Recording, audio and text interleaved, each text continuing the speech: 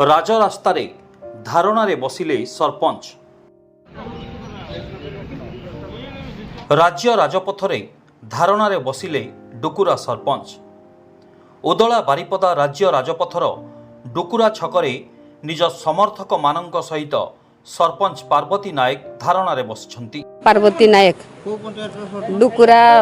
डुकुरा जीपीर सरपंच मु बसवा माने वार्ड सभ्य माने पांचटा मीटिंग एटेंड करी नाहंती तापरे तांकु बहिष्कार न करी कि माने अनास्था प्रस्ताव मो पई आनिचंती काली 11 तारिख पई मीटिंग हमर डुकुरा पंचायत रे से माने वार्ड माने मीटिंग करू नाहंती आसु नाहंती वार्ड माने सरपंच डाकिले सही माने नि अनास्था आनिचंती से माने सर मु 9टा वार्ड मेंबर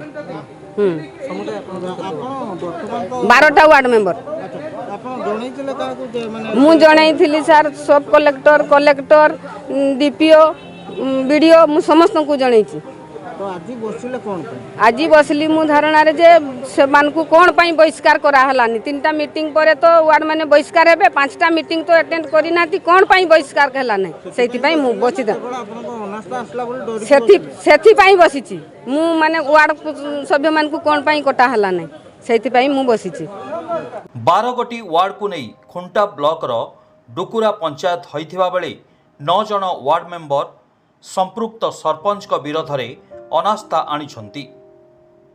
तेबे अनास्था आनिथिबा वार्ड मेंबर माने 5 रु अधिक बैठक रे अनुपस्थित रहिथिबा बेले सेमानंक पदवी रद्द करा जाय नाही।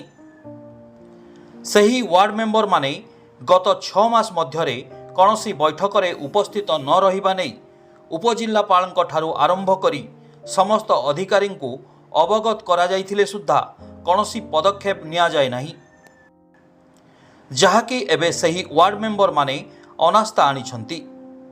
तेणु ताहाको विरोध करी सरपंच निज समर्थक मानक सहित डुकुरा छकरे धारणा रे बसिथिबा बेले उदळा बारिपदा जोगाजोग बाधाप्राप्त होइथिला।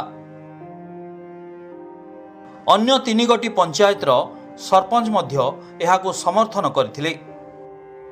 ना आज्ञा नंदकिशोर हांसदा मु हेली भड़ागड़िया ग्राम पंचायत सरपंच एवं खुंटा ब्लॉक रो सरपंच सभापति। पूरा सरपंच जो अनास्था यहीटा को सी बहुत माने काकति मिनति होगी सब कलेक्टर एवं कलेक्टर पर्यटन से जाइए एवं चिठी माध्यम रे तार कार्यानुष्ठान किसी नेले ना। तेणु जो माने जो अनास्था करुँच वार्ड मेंबर भाई माने से लगातार 5 रु अधिक माने बैठक भी आसी ना। मु तो जानी एते कि कहवा कथा मैडम 12टा वार्ड से भर 9 जन जाक से रेगुलर आसती ना से माने अनास्था माने आम अनास्था को घुचा जाऊ माने जो न्याय्य दाबीटा तार जदि सरपंच भी अनास्था कटिब 2.5 वर्ष पर वार्ड मेंबर जी 3 थर न आसो भी कटा जाऊ यही बाबद से आम मोराल सपोर्ट देते आम आसते। दीर्घ 1.5 घंटा धरी जानवाहन चलाचल बंद रहिबा परे खुंटा अतिरिक्त तहसीलदार पुलिस अधिकारी सहित घटनास्थल रे पहुंची बुझासुझा करिबा परे धारणा प्रत्याहृत होइछि। जो आज रास्ता रोक करुले जो सरपंच ये जहाँ आम बुझासुझा कलु एवं सब कलेक्टर सार सहित आम डिस्कसन करी सार कहले जो मैंने 4-5 जन जाना शुणा लोक जी अच्छा आसतु कौन डॉक्यूमेंट विषय कौन होती कौन ना आम कथा हूँ। तेणु जहाँ बर्तमान रास्ता रोकरू किसी समस्ते उठी जाइए आउ गाड़ी सब यातायात करुच्ची आईआईसी आम खुंटा आईआईसी भी मो सहित थिले बुझापी मिनिमम घंटे भितर आम बुझाबुझी करके कथा हो।